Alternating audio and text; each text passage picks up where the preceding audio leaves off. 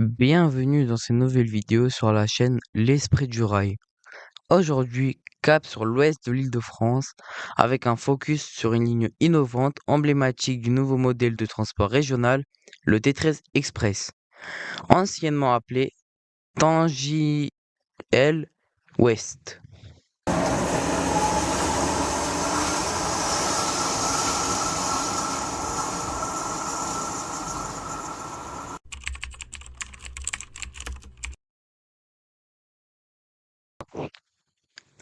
Cette histoire commence dans les années 2000. À cette époque, l'idée était simple: désengorger les axes radio passant par Paris et enfin relier entre eux les pôles de banlieue ouest.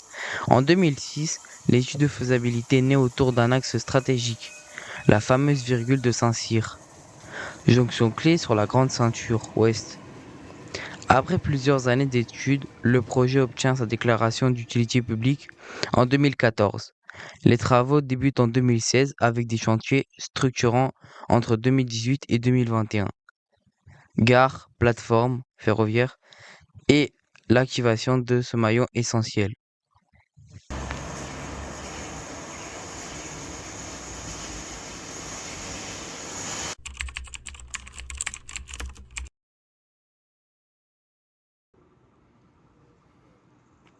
Après une phase de test et de marche à blanc, la ligne ouvre officiellement au public le 6 juillet 2022. Elle relie Saint-Cyr-l'École à Saint-Germain-en-Laye, RER A, sur 18,8 km de long, 12 stations dont 7 nouvelles. Le temps de parcours est d'environ 32 minutes avec une fréquence de 10 minutes en heure de pointe, 20 minutes en heure creuse et les interconnexions sont solides: RER A, RER C, Transilien N, L, U, ainsi que des bus et vélos.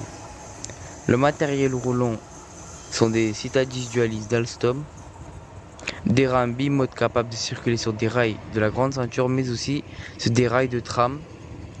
Avec les travaux, l'abaissement des quais de l'ancien Transilien L a été fait, mais pour économiser les coûts, les segments non importants à l'exploitation ont été laissés hauts, ce qui laisse place à de gros écarts.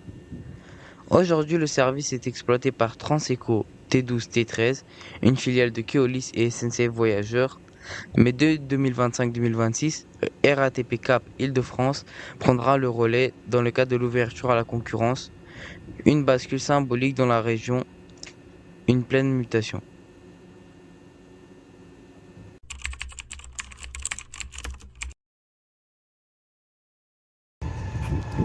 Un prolongement est déjà prévu, une extension de 10 km jusqu'à Archerville via Poissy et ses 3 stations intermédiaires. L'inauguration est attendue d'ici 2027-2028. Et plus loin, un jour peut-être, un raccordement à Cergy. Affaire à suivre.